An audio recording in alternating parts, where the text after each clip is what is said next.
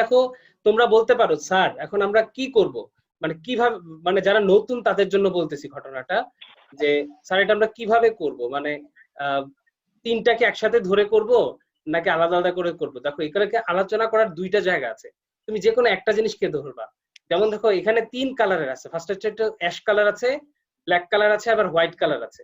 তো এই জায়গাতে তোমরা চাইলে একটা লাইন অ্যাড করতে পারো, দেয়ার আর 3 টাইপস অফ কলামস হিয়ার, দিয়ে একটা আচ্ছা আমি লিখে দিই, ঠিক আছে? লিখে দিলে তোমরা এখানে আরেকটা সুন্দর একটা লাইন তেলে অ্যাড করতে পারলাম আমরা, তাই না? আমরা যে বলছিলাম গ্রাফের পরিচিতি দিতে পারবো, এই জায়গাতে একটা দিতে পারবো, তোমরা সবাই এটা লিখে নিতে পারো। হ্যাঁ, উইথ দেয়ার দুটো, দেয়ার উই সি 3। স্যার পুরো স্ক্রিনটা দেখা যাইতেছে না। পুরো স্ক্রিনটা দেখা যাচ্ছে না? না স্যার। কতটুকু দেখা স্যার দেখাচ্ছে তো স্যার। দেখতে পাচ্ছি স্যার। হ্যাঁ, কে দেখতে পাচ্ছ না? আমি স্যার। তোমার নাম কি তা? অন্যতমা। অন্যতমা মানে তুমি দেখতে পাচ্ছ মানে কি হাফ হয়ে আছে? না স্যার, মানে পিছনের একটু আর সামনের একটু দেখা যাইতেছে না লাইনের। পিছনের সামনে করো, তুমি জুম করা তোমারটা জুম করা মনে হয়, এই জন্য জুম করা, এটা ঠিক করো। হ্যাঁ, তুমি এক কাজ করো, বের হয়ে আবার লিংকে ঢুকো। হ্যাঁ দেখো there we see 3 coloured. Coloured মানে তিন রঙের। কালার শব্দের অর্থ হচ্ছে রং, আর কালার্ড শব্দের অর্থ হচ্ছে রঙের। জানো তো তোমরা?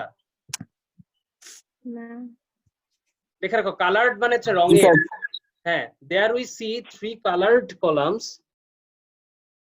কলামস দিয়ে আমরা একটা কোলন দেই, কলামস দিয়ে এরকম দিয়ে বলতে পারি white for dash dash dash, comma black for dash dash dash, and ash for ash দিতে পারো বা শেডি। হ্যাঁ, দুইটা আছে এখানে, শেডিও বলা যায়। স্যার গ্রে দিলে হয় না? হ্যাঁ স্যার গ্রে। গ্রে, হ্যাঁ তো সুন্দর একটা শব্দ হচ্ছে গ্রে। গ্রেও বলা যায়, গ্রে এর কিন্তু বানান দুইটা, GRA ও বলা যায়, GREY ও বলা যায়, AY ও হয়, EY ও হয়, বুঝছো?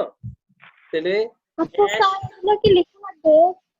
না, এগুলো না লিখলেও হয়, কিন্তু আমি তোমাদের আরেকটা দিলাম আর কি, তোমরা এটা লিখলেও আরো ভালো, যে এখানে তিন রঙের কলাম আছে, কোন কলামের কলামটা কোন জিনিসটাকে ইন্ডিকেট করতেছে। তাহলে বলতে পারি there we see 3 coloured columns, colon দিলাম, হোয়াইট ফর ধরো একটা, ব্ল্যাক ফর এটা, এন্ড গ্রে ফর, আচ্ছা আমরা শেডি অ্যাশটা বাদ দিয়ে গ্রেটাই রাখি, এন্ড গ্রে ফর এটা এটা এটা। হ্যাঁ দিলাম। ক্লিয়ার সবাই, না বুঝো নাই? স্যার বুঝছি স্যার। স্যার গতদিন তো স্যার একটা লিখছিলাম, এখন আলাদা করে লিখবো।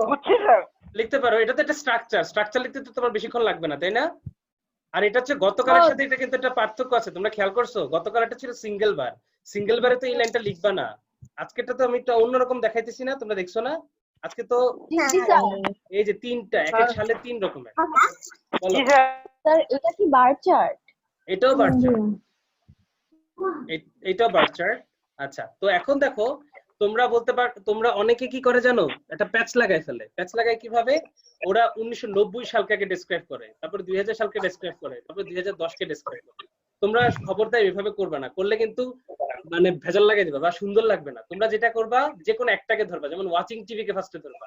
ধরো 1910 সালে ওয়াচিং টিভি 40% ছিল, সেটা 2000 সালেও এসে বেড়ে গেছে, ভালো রকমের বেড়ে গেছে, 48% হয়েছে, এবং 2010 সালেও এটার যে বৃদ্ধিটা এটা বজায় রেখেছে। তাহলে কি বলতে পারবো? উই সি এর gradual increase in terms of watching TV. বুঝতে পারছো? ফার্স্টে 40, তারপরে 48, তারপরে 55। দেখো কি সুন্দর একটা 8% বাড়ছে, তারপরে বাড়ছে 7%, অর্থাৎ সুন্দর একটা গ্রাজুয়াল ইনক্রিজ। এটাকে বলা হয় গ্রাজুয়াল ইনক্রিজ, মানে ধীরে ধীরে এটা ইনক্রিজ হয়েছে, আটকা বাড়ছে বা আটকা কমছে না। ব্যাপারটা বুঝছো না? বুঝো নাই? জি স্যার। হ্যাঁ, এটা যদি তোমরা একটা গ্রাফে আঁকো, দেখবা সুন্দর একটা ঢাল তৈরি হয়েছে। আচ্ছা, এবার বলবা যে সেকেন্ডলি একটা কানেক্টর ইউজ করবা, যে সেকেন্ডলি বা দেন এরকম বলতে পারো, যে 50% দিয়া তারপর কমা দিয়ে বলবা হাফ, দ্যাট 50% মানে হাফ না বলো তো? জি স্যার। হ্যাঁ, 50% পোলাপাইন গেমস এন্ড স্পোর্টস খেলতো 1990 সালে, যেটা 2000 সালে এসে কমে গেল 40% হলো, এবং অনলাইন প্রোগ্রামে এসে আরো 30%, মানে সরি 2010 সালে এসে 30% এসে দাঁড়ালো। এখানে আমরা দেখতে পাচ্ছি যে ওয়াচিং টিভির একটা ঠিক উল্টা ঘটনা ঘটছে। We see an opposite trend in terms of games and sports. Opposite trend না বলতো? এই শব্দটা একটু লিখে দিই তাহলে তোমরা বুঝবা। একটু বানানটা একটু লিখে দিই নিচে। বলতেছি না, লিখেই দিতেছি। যেমন একটা যদি বাড়ে আর আরেকটা যদি কমে তাহলে তার মধ্যে সম্পর্ক হচ্ছে উল্টা, তাই না? তাহলে আমরা এরকম বলতে পারবো যে আনলাইক মানে মতো না, unlike TV we see an gradual decrease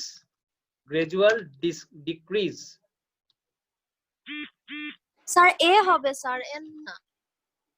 sorry, হ্যাঁ, unlike TV we see a gradual decrease in terms of ওই যে কিসে জানি খেলাধুলা এন্ড ডট ডট ডট, বুঝতে পারছো? এরকমও দিতে পারি। আনলাইক দিলে আর ওই ইয়া দেওয়া যাবে না, অপোজিট দেওয়া যাবে না। অথবা আমরা যেটা বলতে পারি যে we can see an opposite trend in terms of মানে ক্ষেত্রে, in terms of ওই যে গেমস এন্ড স্পোর্টস, ব্যাপারটা বুঝছো? অপোজিট বললে আর আনলাইক দিবা না, আর আনলাইক দিলে অপোজিট দিতে পারবে না। ক্লিয়ার? জি স্যার। দুইটা লাইনে লিখে নাও, দুইটা লাইন লিখে নাও, যেটা ভালো লাগে ওইটাই লিখবা। আনলাইক মানে টিভির মতো না, টিভিতে যেমন বাড়ছে আর এটাতে আমরা দেখছি হচ্ছে কমছে। যেমন ধরো আমি একটা উদাহরণ দেই, আমি যদি বলি যে আই গট, ধরো I made a good result in physics, তারপর আনলাইক ফিজিক্স, মানে ফিজিক্সের মতো না, unlike physics I made a poor result in chemistry, বুঝতে পারছো? অথবা এটা বলতে পারি but opposite happened in terms of chemistry, কিন্তু উল্টা ঘটনা ঘটেছে কেমিস্ট্রির ক্ষেত্রে। তুমি একটা কথাকে অনেক ভাবে বলতে পারো, এটা কোনো সমস্যা নেই। যত বড় হবা বা যত বেশি ইংরেজি পড়বে তত তোমার এই মানে ল্যাঙ্গুয়েজটা আরো বেশি উন্নত হবে। ক্লিয়ার? এখন আমরা যাই, এই জিনিসটা হচ্ছে আমি যেটা বলছিলাম এটা বললাম। আচ্ছা, আরেকটা জিনিস শব্দটা তোমাদের বলি, দেখো এখানে 10 বছর পর পর দিছে না? এই 10 বছরকে ইংরেজিতে বলা হয় ডেকেড, দশককে। তাহলে ইন 2000, লাস্টের লাইনটা যদি দেখি ইন 2000, আচ্ছা যেটা আরেকটা জিনিস বলি, এখন অনলাইন প্রোগ্রামের ক্ষেত্রে কি বলবা যে অনলাইন প্রোগ্রামটা 1990 সালে খুব কম ছিল 10%, 2000 সালে 15%, এবং 2010 সালে এটা খুব ভালো পরিমাণে বাড়ছে। দেখো 1990 থেকে 2000 মাত্র 5% বাড়ছে, আর 2010 সালে লাভ দিয়ে এটা বলবা যে এটা সাডেন ইনক্রিজ 25% হয়ে গেছে। এখন তোমরা সামারিতে কি বলবা? সামারিতে বলবা দেখো এই পাস টাইম গুলো মানুষ আস্তে আস্তে ইনডোরের দিকে, দেখো টিভি দেখা এবং অনলাইন প্রোগ্রাম গুলো দুটোই হচ্ছে ইনডোর, তাহলে বলবা যে পোলাপাইন গুলো আস্তে আস্তে ইনডোরে বেশি সময় দিচ্ছে এবং আউটডোরে কম সময় দিতেছে, গেমস এন্ড স্পোর্টসে কম সময় দিতেছে। ঠিক আছে? স্যার বলো। Sir up to the hit মানে কি শুধুই পরিপূর্ণভাবে, নাকি এর আরো কোনো শব্দ আছে? বুঝি না কি মানে বলছো, আপ টু দা হিট? বুঝি নাই। জি sir, up to the hit মানে কি স্যার শুধুই পরিপূর্ণভাবে, নাকি এর আরো কোনো বাংলা অর্থ আছে? আপ টু দা হিট, আচ্ছা জুম ক্লাস দ্বারা একটু শুনতে হবে আবার। আচ্ছা দাঁড়া, একজন আমাকে মেসেজ পাঠাইছে, একটু ওরে ইয়া করে নিউ লিংক দিছি। হ্যাঁ একটু দাঁড়াও। হ্যাঁ, আপ টু দা হিট। আচ্ছা আমি এখনই নেটে সার্চ দেই, দেখি আর কোনো মিনিং আছে কিনা। যদি থাকে নেট, কোনো কিছু বের করতে হয় না, কোনো লেট। দাঁড়াও একটু up to the hit, hit বানান কি H E I T, H E A T নাকি H I T? H I T sir, H I T. H I T, up to the hit. ওকে,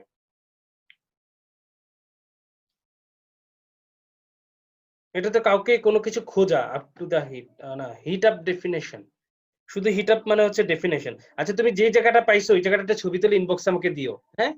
এখনো দিতে পারো, কোনো সমস্যা নেই, এখনই আমি সলভ করে দেব। হ্যাঁ, তারপর সাদিয়া বলো কি প্রবলেম ছিল? স্যার শুটের পাস্ট টেন্স কি শর্ট? হ্যাঁ, SHOT পার্টিসিপল কি শর্ট? শর্ট, হ্যাঁ শুট শর্ট শর্ট, ঠিক আছে। পরের দুটো ওটি হবে, ঠিক আছে। আচ্ছা তো এখন দেখো তোমরা যেটা বলতেছিলাম যে আমরা বলবো এই যে জিনিসটা থেকে কি বুঝতে পারছি যে আস্তে আস্তে নগরায়ন, তুমি একটা কারণ দেখাইতে পারো যে এখন নগরায়নের ফলে যে মানুষের মাঠগুলো কমে যাচ্ছে, খোলা মাঠগুলো কমে যাচ্ছে, দ্যাটস ওয়াই যে পোলাপাইনগুলো এখন গেমস এন্ড স্পোর্টসে কম, আগে থেকে কম এঙ্গেজড হচ্ছে। কি বলবো, the students of Bangladesh are less engaging in games and sports since the area অথবা the quantity of open grounds are decreasing, and so as a result অথবা so কি হচ্ছে যে the percentages of watching TV and online programs is increasing. বুঝতে পারছো? তাহলে এই হলো লাইনটা আরেকবার বলুন। নগরায়ন ইংলিশ হচ্ছে তোমার urbanisation, due to urbanisation. Sir লাইনটা আরেকবার বলুন। হ্যাঁ তুমি বলতে পারো যে বলতে গ্রাজুয়ালি ডিউ টু, পারতো না কেন, না পারার কি আছে, লেখো ডিউ টু। আর আরবানাইজেশনের স্পেলিং। আচ্ছা আরবানাইজেশন স্পেলিংটা লিখে দিচ্ছি, কোনো সমস্যা নাই। আচ্ছা আমি লাইনটা লিখে দিতেছি। এটা কিন্তু খুব গুরুত্বপূর্ণ একটা মানে কি বলবো গ্রাফস এন্ড চার্টস, এটা অনেকবার ইন্টারমিডিয়েটও আসছে, এসএসসি পরীক্ষা আসছে। ডিউ টু আরবানাইজেশন, আরবানাইজেশনের এখানে আমি জেড দিয়ে দিলাম, এখানে এস দিয়েও লেখা যায়, ঠিক আছে। ডিউ টু আরবানাইজেশন এন্ড আরো তুমি অন্য কারণও থাকতে পারে, and more other reasons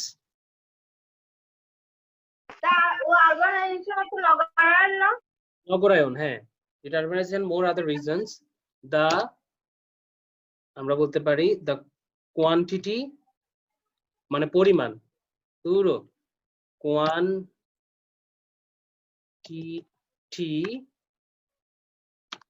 of open grounds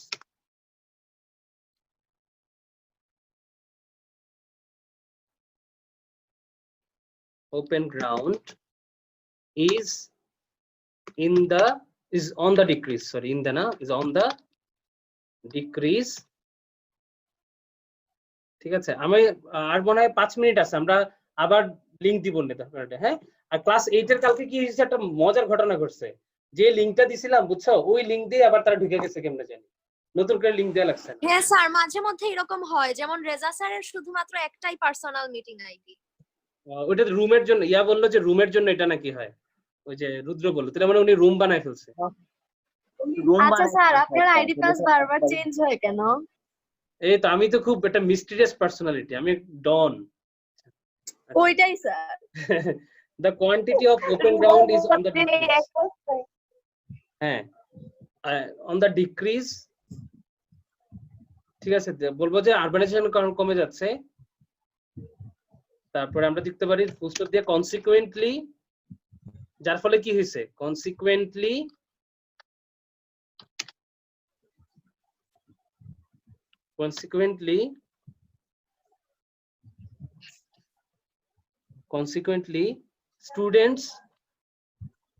students are involving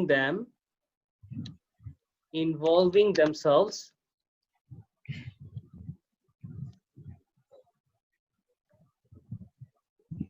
নিজেদেরকে ইনভলভ করতেছে in indoor activities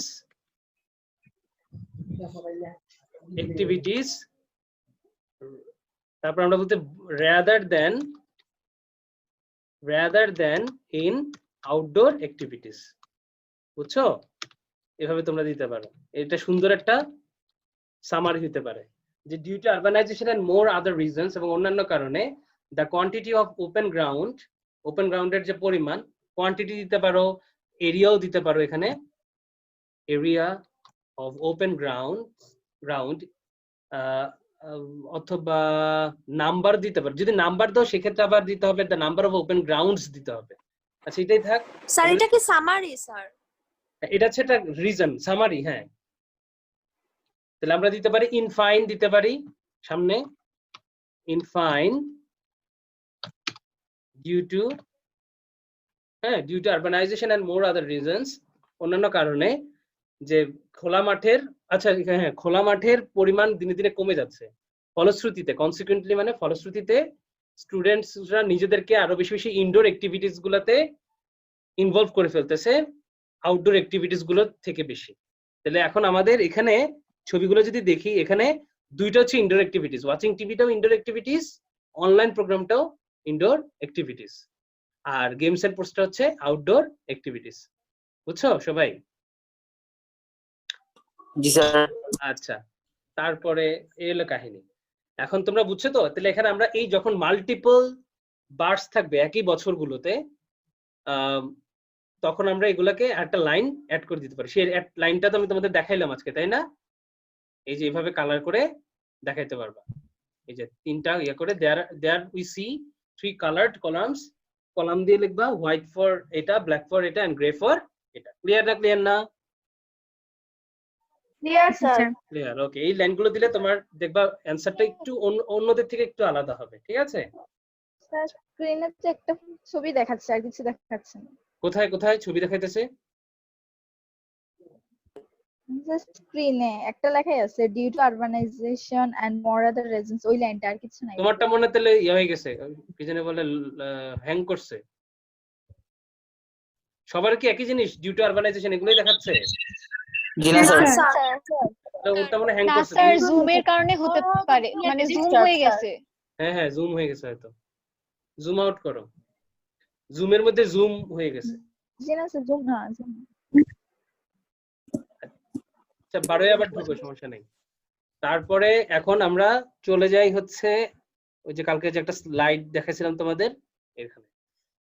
আচ্ছা, আমরা একটু আগাই সামনে। তোমাদের একটা ছবি তুলে পাঠানোর কথা ছিল, ওটা ভুলে গেছি। আচ্ছা, আমি যদি কোনোদিন ক্লাসে কিছু বলি যে ওইটা তোমাদের করব বা এটার পর এটা দেখাবো, পরে যদি দিতে ভুলে যাই, তোমরা একটু দয়া করে আমাকে একটু নক করবা যে স্যার আপনি কি দিবেন, এটা দিবেন বলছিলেন, ভুলে গেছেন। কারণ অনেক সময় আমি ক্লাস শেষে খাইতে চলে যাই, তারপরে আর অন্যান্য কাজে ভুলে যাই, ঠিক আছে? আচ্ছা, এবার আসে আমাদের introduction to pie chart.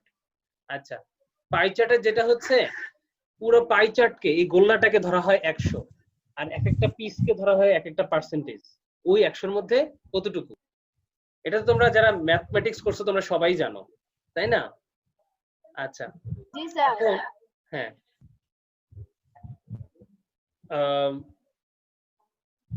concept of that too. আচ্ছা, আমি একটু আসতেছি। started biggest sectors are rolled down, mention the important similarities and difference. হ্যাঁ, এই জিনিসটা সবাই একটু খাতার মধ্যে একটু লিখে রাখো যে এটা হচ্ছে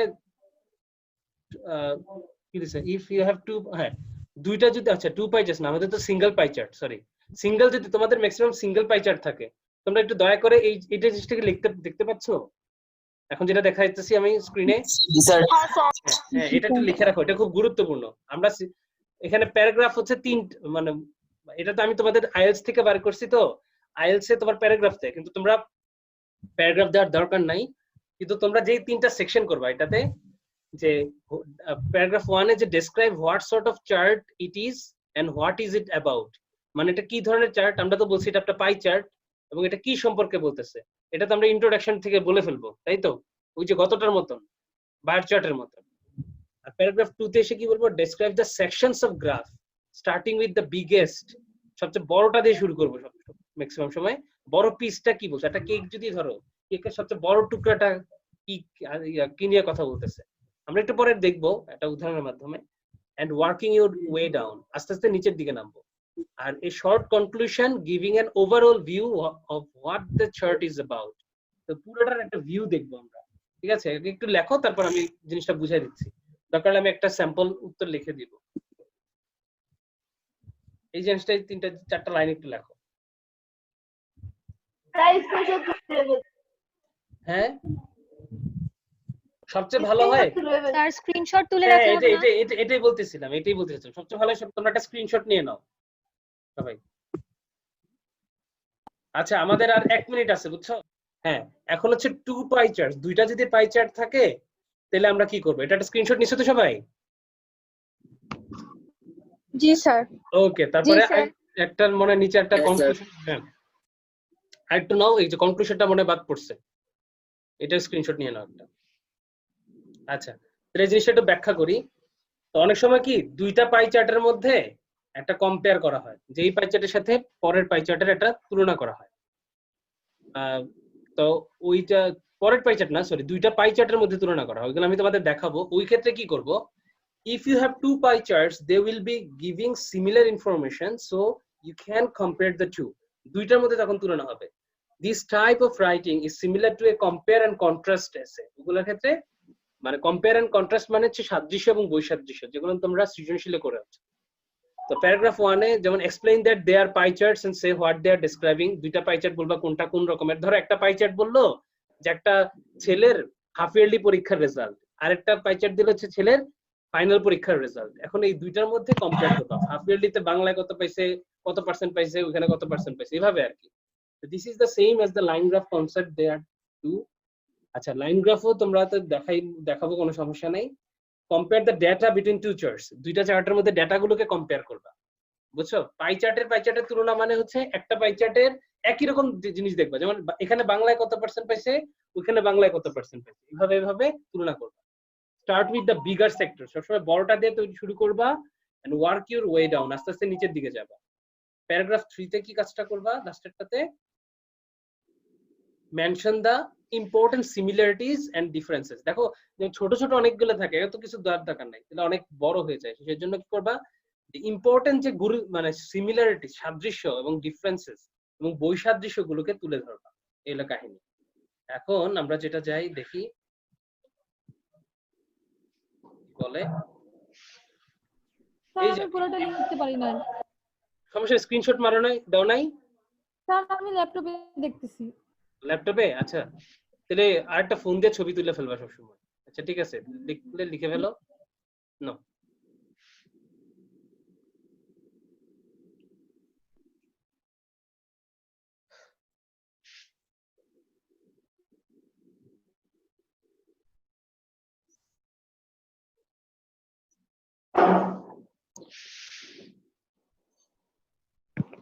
তো ইয়াতে আহি কি ঢুকতে পারছো?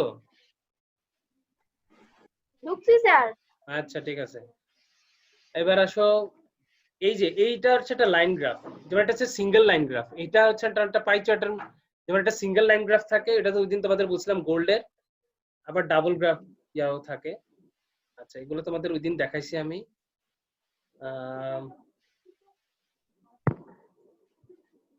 হ্যাঁ এই যে অ্যাডভার্ব গুলো তোমাদের জন্য গুরুত্বপূর্ণ। হ্যাঁ আচ্ছা এখানে এই ভার্ব গুলো, নাউন গুলো, অ্যাডজেক্টিভ অ্যাডভার্ব গুলো তো তোমাদের ইয়া করে নাই। হ্যাঁ এগুলো একটা স্ক্রিনশট, তোমরা এইটুকু একটা স্ক্রিনশট নাও, verb, noun, adjective, adverb, screenshot নিশ্চয় নাও একটা। Sir describing the speed of a change, এটা একটু উপরে উঠা স্যার, দেখা যায় না। আচ্ছা মানে আমার পেজটাকে কি করবা, একটু উপরে উঠাবো? এখন আবার বেশি উপরে উঠে গেছে, নিচেরটা দেখা যায় না। না পুরোটা দেখানো দরকার না, আস্তে আমি নিচের দিকে যাবো আস্তে আস্তে, পুরোটা স্ক্রিনে জায়গা হবে না। উপরটা ফার্স্টে তোলো একবার স্ক্রিনশট, তারপরে নিচে একটা, হ্যাঁ আর নিচে একটা স্ক্রিনশট, এই এতটুকু একটা স্ক্রিনশট নাও এবার।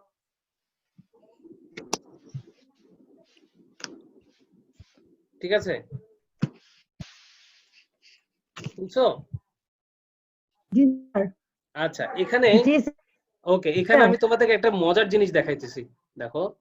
যেমন এটা এই সাথে কিন্তু কতগুলো প্রোনাউন আছে, এগুলো তোমাদের ইম্পর্টেন্ট, প্রোনাউন গুলো লিখে রাখতে হবে, ইউজ করতে হবে। যেমন ধরো ড্রামাটিক, ড্রামাটিক্যালি, এটা কখন করব? ড্রামাটিক বা ড্রামাটিক্যালি মানে হচ্ছে নাটকীয় ভাবে, খুব দ্রুত যদি কোনো কিছু বাড়ে বা, এগুলো হচ্ছে তুমি এই যে দেখো, একটা হচ্ছে অ্যাডজেক্টিভ আর একটা হচ্ছে অ্যাডভার্ব, মানে একটা সেন্টেন্সে দুই ভাবে ব্যবহার করতে পারো। আমি তোমাদের দুইটাই দিয়ে দেখাইতেছি, যেমন ড্রামাটিক দিয়েও দেখাইতেছি, ড্রামাটিক্যালি দিয়েও দেখাইতেছি। যে ড্রামাটিক বা ড্রামাটিক্যালি মানে নাটকীয় ভাবে, কোনো কিছু যখন খুব দ্রুত বাড়বে বা কমবে তখন সেক্ষেত্রে আমরা এটাকে বলা হয় ড্রামাটিক বা ড্রামাটিক্যালি, ঠিক আছে? তো দ্রুত যদি বাড়ে বা শার্প এবং শার্পলিও আমরা খুব দ্রুত যদি বাড়ে বা কমে, সেক্ষেত্রে আমরা এটা ব্যবহার করতে পারি। হিউজ এবং হিউজলিও, স্টিপ এবং স্টিপলিও একই জিনিস। সাবস্টেন্সিয়াল, সাবস্টেন্সিয়ালি, এই দুইটাও। এবং কনসিডারেবল, সিগনিফিক্যান্ট, মার্ক, মার্কেটলি, হ্যাঁ এই যে মার্ক পর্যন্ত এখানে বুঝি নাই। হ্যাঁ, স্টিপ, স্টিপ মানে খাড়া, খাড়া উঠে উপরে, খাড়া উপরে ওঠে বা খাড়া নিচে নামে। এই যে তোমরা দেখতেছো এই যে নীল কালার যেগুলো করলাম এই পর্যন্ত গুলো সবগুলো হচ্ছে যদি দ্রুত বাড়ে বা কমে এই অর্থে ব্যবহার করা হয়। আচ্ছা, এবার যদি দেখো যে আস্তে বাড়তেছে বা কমতেছে, আস্তে ধীরে ধীরে, তাহলে বলবা মডারেট বা মডারেটলি বা স্লাইট বা স্লাইটলি। আর খুব কম হইলে আমরা বলবো মিনিমাল বা মিনিমালি। স্মল বলবো না আমরা, মিনিমাল বা মিনিমালি। এখন তোমাদের স্যার উপরের গুলো আপনি বলছিলেন যে বৃদ্ধি পাওয়ার ক্ষেত্রে। না না, বৃদ্ধি না, দ্রুত কোনো কিছু হলে, দ্রুত বাড়তেও পারে কমতেও পারে। তাহলে স্যার সিগনিফিকেন্টলি মানেও কি দ্রুত বাড়তেও পারে কমতেও পারে? এক্স্যাক্টলি, যেমন উদাহরণটা দিয়ে দেখাই, লিখে দেখাই, তাহলে তোমরা বুঝবা। যেমন একটা উদাহরণ দেখাই, যেমন স্যার আপনার কথা কেটে কেটে আসছে। কেটে কেটে, সবাই কি কেটে কেটে না স্যার, ঠিক আছে। তাহলে না মানে স্যার ঠিক আছে। তোমার নেটে একটু ডিস্টার্ব ঠিক হতে আছে। পারে। ওকে, সবাই দেখো, যেমন মাইশা কোন শব্দটা যেন বললা? Sir significantly. হ্যাঁ, সিগনিফিকেন্টলি। সিগনিফিকেন্টলি মানে হচ্ছে তাৎপর্যপূর্ণভাবে। যেমন আমি যদি বলি, যেমন বাংলাদেশে এখন ধরো কোন একটা জিনিসের হার কমে গেছে, এরকম কি হইতে পারে বলতো?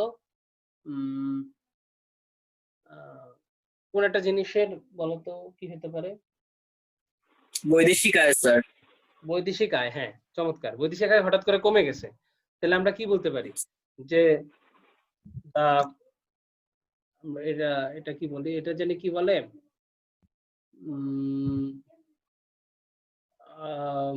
Sir remittance. না রেমিটেন্স না, আরেকটা জিনিস, সেটা হচ্ছে আমাদের ওই যে মানে আমরা যে জমাই, এটাকে ইংরেজিতে কি জানি বলে? Reserve, reserve. হ্যাঁ, দ্য রিজার্ভ, দূর আসতে নেই, রিজার্ভ বলে না রেমিটেন্স কে এটা? হ্যাঁ, the reserve of remittance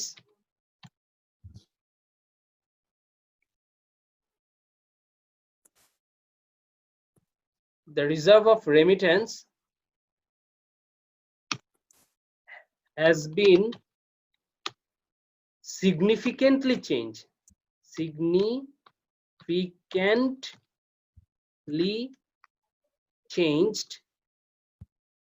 due to COVID-19. তাহলে খুব সিগনিফিকেন্টলি চেঞ্জ হয়েছে, তাহলে এটা হচ্ছে খুব মানে তাৎপর্যপূর্ণ ভাবে পরিবর্তন হয়েছে। তো চেঞ্জটা হুইচ ইজ বলতে পারি, যেটা which is of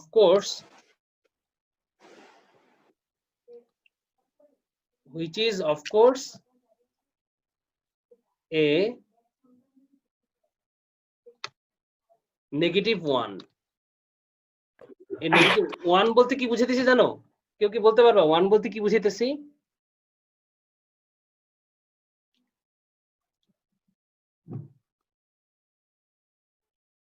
কেউ বলতে পারবে না?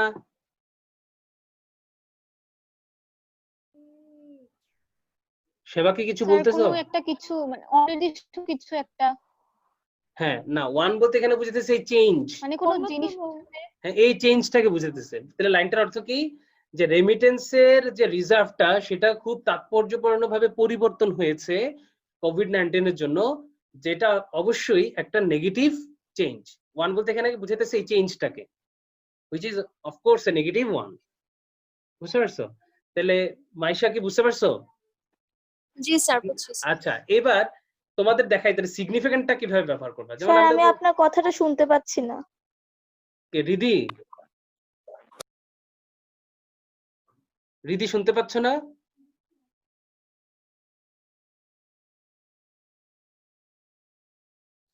কে কথা বললো মাঝখানে? আচ্ছা, তো এখন যেটা হচ্ছে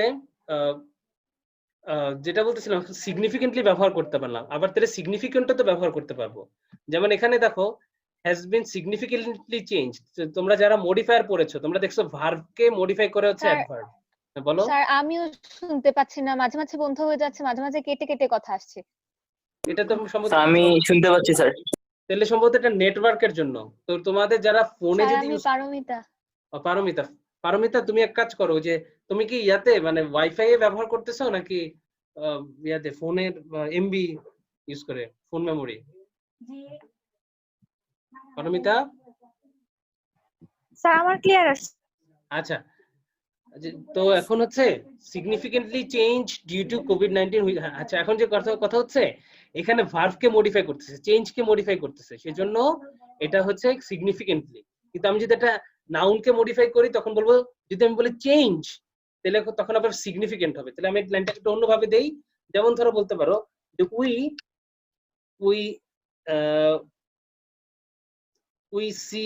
we can see a significant change. We see a significant change in কোথায়? In the reserve of foreign remittance. ধরো এরকম। তাহলে এখানে কেন সিগনিফিকেন্ট দিলাম? কারণ এখানে দেখো চেঞ্জ আছে, নাউন। চেঞ্জ হচ্ছে পরিবর্তন, আর্টিকেল এবং নাউনের মাঝখানে সবসময় অ্যাডজেক্টিভ হবে, সিগনিফিকেন্ট। আর এখানে হচ্ছে চেঞ্জ হচ্ছে একটা ভার্ব হিসেবে কাজ করতেছে, এবং passive voice has been changed. তাহলে ভার্ব না, এটা প্যাসিভ ভয়েসের ভার্বকে মডিফাই করলে হচ্ছে অ্যাডভার্ব দিতে হয়। অর্থাৎ তোমরা এই যে সেন্টেন্স আমি যে তোমাদের একটা লিস্ট দিলাম, এই যে লিস্ট দিলাম, এই লিস্টে সবগুলোই তোমরা চাইলে ব্যবহার করতে পারবো। ডিপেন্ড করবে হচ্ছে লাইনটা তুমি কিভাবে দিচ্ছ। যেমন আমি যদি বলি স্লাইটের কথা, স্লাইট মানে মৃদু, যেমন আমি আবার যদি দেখাইতে, কি দেখাইতেছে? আগের লাইনটা আবার একটু দেখাইতেন। অবশ্যই দেখাবো। আচ্ছা, এই জিনিসটা একটু দেখাইতেছে আবার, এই যে বলে তারপর আবার যাই। যেমন ধরো কোনো কিছু খুব হালকা চেঞ্জ হতেছে, তাহলে আমি বলতে পারবো it has changed slightly, it has changed slightly. আর আমি যদি বলি we see a slight change, তখন আবার স্লাইট হবে। ব্যাপারটা বুঝছো? একই লাইনে কিন্তু এটাও ব্যবহার করতে পারবা, এগুলো ব্যবহার করতে পারবা, কিন্তু ডিপেন্ড করবে যে তুমি কিভাবে আসলে সেন্টেন্সটা লিখতেছো, মানে অ্যাডভার্ব হিসেবে ব্যবহার করছো নাকি অ্যাডজেক্টিভ হিসেবে ব্যবহার করছো। স্যার মিনিমাল মানে কি স্যার? মিনিমাল মানে ক্ষুদ্র, অতি অল্প। মিনিমাম থেকে আসছে। মিনিমাম হচ্ছে যেমন আমি যদি বলি মিনিমাম আমাকে 5 টাকা দেন, আর মিনিমাম 5 টাকা, মিনিমাম হচ্ছে একটা অ্যাডজেক্টিভ, মিনিমালও অ্যাডজেক্টিভ। আর মিনিমাল জিনিসটা হচ্ছে একটা ইয়া বুঝায়, মানে কিরকম, আমি যে বলতে পারবো কখনো যে মিনিমাম চেঞ্জ বলতে পারবো না, আমি বলতে পারবো মিনিমাল চেঞ্জ। ব্যাপারটা বুঝছো? মিনিমাল। জি স্যার। ওকে, তো এলো কাহিনী। তারপরে এই শব্দগুলো অনেক সুন্দর না? তোমরা চেষ্টা করবা এই শব্দগুলোর, দরকার নাই সব শব্দগুলা নিয়ে ঘাটা, মানে যেমন আমি তোমাদেরকে কোনটা কোনটা বলি। যেমন এই শব্দটা খুব আমার কাছে ভালো লাগে, এই যে ড্রামাটিক্যালি, এই শব্দটা ভালো লাগে। তারপরে সাবস্টেন্সিয়ালি, তারপরে কনসিডারেবলি। কনসিডারেবলি মানে হচ্ছে বিবেচনা করার মতো, মানে উড়াই দেওয়ার মতো না, যথেষ্ট পরিমাণে। তারপরে মোটামুটির জন্য আমি ভালো লাগে আমার মডারেটলি। যেমন ধরো বাংলাদেশ মোটামুটি তাপমাত্রা একটা দেশ, তাহলে আমরা কি বলবি? Bangladesh is a land of moderate temperature, because the temperature of this country changes moderately. ব্যাপারটা বুঝছো? আমি একটা জায়গায় বললাম মডারেট, একটা জায়গায় মডারেটলি বললাম। যেমন আমি তোমাদের উদাহরণ দেই, যেমন আমি বললাম the temperature of Bangladesh doesn't change quickly, doesn't change quickly, কারণ এটা অ্যাডভার্ব হিসেবে ব্যবহার করছি। বুঝতে পারছো? এখন এই শব্দগুলো তোমরা মানে চেষ্টা করবা ব্যবহার করতে। যেমন বাম দিকে যেখানে দেখতেছো রাইজ, এগুলো হচ্ছে ভার্ব, আর এগুলো হচ্ছে অ্যাডভার্ব। তাহলে রাইজ ড্রামাটিক্যালি, আর অ্যাডজেক্টিভের সাথে ইউজ করবা নাউন।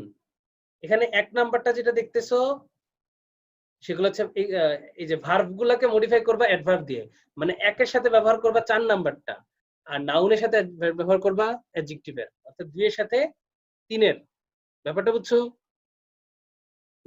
যেমন ধরো এখানে হিউজ আছে আর এখানে আছে ইনক্রিজ, তাহলে আমরা বলতে পারবো we see a huge increase, huge increase. আমরা কিন্তু বলতে পারবো না যে হিউজলি ইনক্রিজ, এটা বলতে পারবো না। ক্লিয়ার?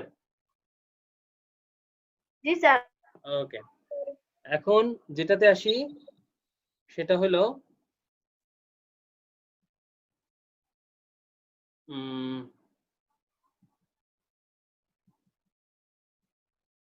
হ্যাঁ, এগুলো ওই একই জিনিস, অ্যাডজেক্টিভ অ্যাডভার্ব। হ্যাঁ, এই জিনিসটা একটা স্ক্রিনশট লিখে রাখো, এগুলো আগের গুলাই সব আছে।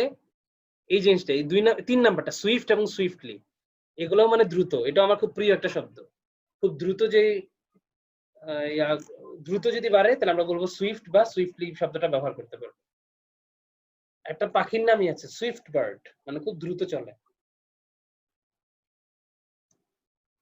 তারপরে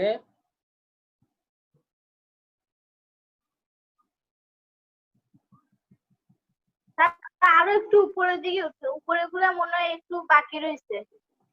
উপরে কিছু বাকি নাই, ওগুলো হচ্ছে সেম জিনিস, ওগুলো আগেই বলা হয়ে গেছে, বুঝছো? আমি তারপরে তোমাকে দেখাইতেছি। এই যেমন ধরো এখানে এই যে rapid, rapidly, quick, quickly, speedy, speedily, এগুলো। হ্যাঁ, বুঝি নাই।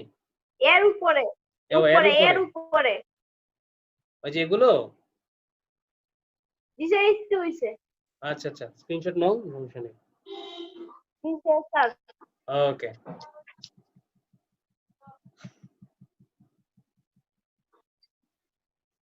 choice of profession by different educated youth in Bangladesh. বাংলাদেশে যদি 100 জন এডুকেটেড শিক্ষিত লোক থাকে, তারা কোন কোন প্রফেশনে কত পার্সেন্ট লোক যায়? Now describe the pie chart in 150 words. You are advised to highlight the summarise and information given the pie chart. এখন দেখো এখানে 6টা টুকরা আছে, 1 2 3 4 5 6। তাহলে 30% হচ্ছে প্রেফার গভর্নমেন্ট জবস, ওরা সরকারি চাকরি প্রেফার করে। 25% প্রাইভেট সেক্টরে, 15% ফরেন জবস, 12% হাইলাইট মানে কি? হাইলাইট মানে হচ্ছে যেটা তুলে ধরে। যেমন ধরো খাতার মধ্যে তুমি একটা কিছু লিখতেছো, হাইলাইটার দিয়ে তুলে ধরো না সবার সামনে। তারপরে 12% বিজনেস, 10% আইসিটি রিলেটেড জবস এবং 8% হচ্ছে opt for farming. Opt for মানে হচ্ছে কোনো কিছু চাওয়া, তারা কৃষিকাজ করতে চায়। তাহলে এখন আমি যদি এটা পড়ি, কি বলছে? The pie chart shows the choice of profession by different educated young people. The professions are arranged in 6 categories named government job, private sector, foreign job, business, ICT related job and farming. ঠিক আছে, এই পর্যন্ত হচ্ছে তোমার introduction. কি বলছে? প্রথমে বলছে পাই চার্টের সাথে মিলায় বলছে এটা হচ্ছে ডিফারেন্ট এডুকেটেড পোলাপাইন কি কি জায়গায় যায়, এটা নিয়ে লেখছে। তারপরে এই 6টা, এখানে 6টা আছে না, এই 6টাকে ভাগ করছে, যেখানে 6টা ক্যাটাগরিতে বিভক্ত। তারপরে একটা কোলন দিয়ে কি করছে? 6টা ক্যাটাগরিজকে বলে দিছে। তাহলে এখানে তোমার একটা সুন্দর একটা লাইন তৈরি হলো, ঠিক না? এরপরে আমরা এখন তুলনা করতেছি, সবচেয়ে বড় প্রেফার করে কে? গভর্নমেন্ট জবসে। তাহলে আমরা কি বলছিলাম? বড় থেকে ছোটতে যাব। তাহলে পাই chart shows that the highest number, এই দেখছো আমি তোমার বলছিলাম না সুপারলেটিভ, কম্পারেটিভ, পজিটিভ এগুলো কাজে লাগবে। এই দেখো হাইয়েস্ট লিখছে, মানে সুপারলেটিভ ইউজ করছে। The highest number of people, তাহলে কত পার্সেন্ট? ব্র্যাকেটে দিয়ে দিবা 30%। এখানে তুমি আবার বড় করে লিখতে পারো which is 30%, তবে আমার কাছে ওইটা ভালো লাগে না, আমার কাছে ব্র্যাকেটে অথবা কমা দিয়ে লিখতে পারো 30% prefer government job, while অন্যদিকে farming profession is chosen by the least number of educated people 8%। দেখছো এটা অন্যরকম ভাবে করছে। আমরা কিন্তু কি করতে পারি? 1 2 3 করে যেতে পারি। আবার এখানে সুন্দর একটা তুলনা করছে, এই জন্য আমি এটা ছবি তুলে আনছি তোমাদের জন্য দেখানোর জন্য, যে একদম বড়র সাথে সবচেয়ে ছোটটা তুলনা করলো, যে সবচেয়ে বেশি হচ্ছে গভর্নমেন্ট জব ভালো লাগে, আর সবচেয়ে কম এই যে লিস্ট। লিস্ট হচ্ছে লিটলের সুপারলেটিভ ডিগ্রি, লিস্ট পছন্দ করে হচ্ছে ফার্মিং কে। এবার then comes the private sector which is chosen by almost 25% educated people. তারপরে 25% মানুষ প্রাইভেট সেক্টরকে পছন্দ করে। তুমি এই জায়গায় একটা লাইন অ্যাড করতে পারো which is 1/4 of the total young people. এখানে একটা লাইনটা লিখে দিই আমি, এই যে যখনই 25% পাবা বা 50% পাবা তখন বলে দিবা এরকম, যেমন ধরো which is the 1/4 of total number of young educated people। তাহলে এখানে তোমার একটু লাইনটা একটু সুন্দর হলো, যেটা হচ্ছে প্রায় মোট এডুকেটেড পিপলের 1/4 এটা কিন্তু মানে ফুটের সাথে মিলাই লিখবা, আমি হাফ লিখছি, বুঝছো? ক্লিয়ার নি? সবাই বুঝছো নি না বুঝো নাই? জি স্যার। স্যার হ্যাঁ জি আর স্যার ওই যে যখন বলবে 25% এর পরে 25% 4 ভাগের 1 না বলো তো, তোমরা তো জানো, এগুলো তো আমার বলার দরকার নাই, ম্যাথমেটিক্সে তো জানো তোমরা 25% হচ্ছে 4 ভাগে 1 জি ভাগ। স্যার। আচ্ছা তারপরে জি কি স্যার বললা? হ্যাঁ তারপরে as a business it is like by 12% while অন্যদিকে আইসিটি বাই 10%। এক লাইনের মধ্যে দুটো বলে ফেললো। এখন শেষ, আমার ডেসক্রিপশন শেষ, এখন আমরা আসছি কম্পেয়ারে। From the pie chart it is understood that, এটা বোঝা যায় যে educated people are not much interested in farming. এটা থেকে কি বুঝলা? যে শিক্ষিত পোলাপাইন ফার্মিং এ আসলে ওরা ইন্টারেস্টেড না, যদিও Bangladesh is an agricultural country, যদি বাংলাদেশ একটা agricultural country. So from the analysis of the chart, এটা বিশ্লেষণ করে পাই, it can be said that most of the educated people are running after jobs instead of becoming self-employed by doing farming or business। তাহলে দেখো লাস্টের লাইনে একটা মজার কথা বলছে, দেখো বিজনেস মাত্র 12% আর ফার্মিং 8%, এই দুইটাই মাত্র কিন্তু কি করা, নিজের কাজ নিজে করা, এই দুইটা মিললে হয় 20%, আর বাকি 80% কি চায় যে কেউ কারো আন্ডারে চাকরি করবে। তাহলে 20% লোক চায় যে তারা সেলফ এমপ্লয়েড হবে। পুরো জিনিসটাকে দুইটা ভাগ করে ফেললো। কি ভাগ করলো? যে 20% মানুষ সেলফ এমপ্লয়েড চায়, আপনার কথা কেটে কেটে আসছে।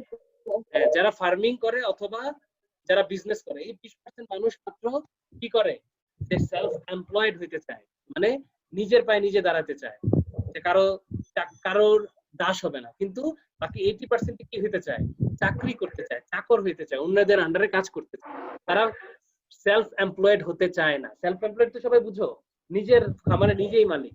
যেমন আমি ধর একটা নিজে একটা ফার্ম দিলাম, আমি মালিক, আমি কর্মচারী, এরকম আর কি। এরকম হইতে চায় না, উদ্যোক্তা হইতে চায় কম। ব্যাপারটা বুঝছো? এরকম করে একটা তোমার নিজস্ব একটা কি দিবা, মতামত দিয়ে দিবা, এরকম করে, যেটা থেকে কি বোঝা যাচ্ছে। তবে এরকম কখনো দিবা না আই ক্যান সি বা আই ক্যান, এরকম আই বলা যাবে না, মানে প্যাসিভ ভয়েসে লিখবা যে ইট ক্যান বি সেড বা ইট ইজ ক্লিয়ার দ্যাট, এরকম করে দিবা। ব্যাপারটা বুঝছো না বুঝো নাই? জি স্যার আমি আরেকবার স্যার উই ক্যান সি দিলে হবে না? না, ওইটাও দিও না, এই যে ইট ক্যান বি সেড দ্যাট, মানে একটু প্যাসিভ ভয়েসে লিখবা আর কি। বা ইট ইজ, এটা কেন হবে স্যার? ও সরি, হ্যাঁ, it can be said that অথবা ইট ইজ ক্লিয়ার দ্যাট, এরকম দিয়ে দিবা। ইট ইজ, আর 10 মিনিট আছে, যদি আমাদের ক্লাস শেষ হয়ে যাবে। ইট ইজ ক্লিয়ার দ্যাট, এরকম দেয়া যাবে, বুঝতে পারছো? এরকম করে দিবা তোমরা। ফার্স্টে লিখে দিবা এরকম যে ফ্রম দ্য অ্যানালাইসিস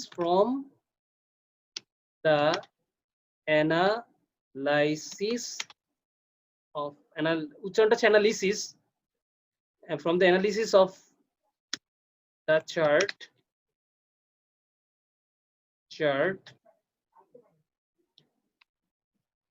তারপরে দিবা এই যে জিনিসগুলা। ইট ক্যান, ওফ সরি, ইট ক্যান সেড লিখছি কেন আমি, ধুরো, ইট ক্যান বি সেড, মুখে বলি ইট ক্যান বি, লিখি ইট ক্যান। হ্যাঁ, it can be said that অথবা ইট ইজ ক্লিয়ার দ্যাট, যে কি বুঝলা ওইটা লিখে ফেলবা। ক্লিয়ার সবাই? জি স্যার হ্যাঁ, তোমরা যে কাজটা করবা যে বেশ করো, কি যেন বলে, এখন বোর্ডের যত পাই চার্ট আছে 9 এবং ইন্টারমিডিয়েট, তোমরা বোর্ডের পাই চার্টটা দেখে ফেলবা। আর 10 কি করবা, বোর্ডের গুলো দেখবা, বোর্ডের গুলো তো আগেও দেখছো, কিন্তু বিশেষ করে বিভিন্ন স্কুলে যে আসছে প্রশ্নগুলো, এগুলো একটু বেশি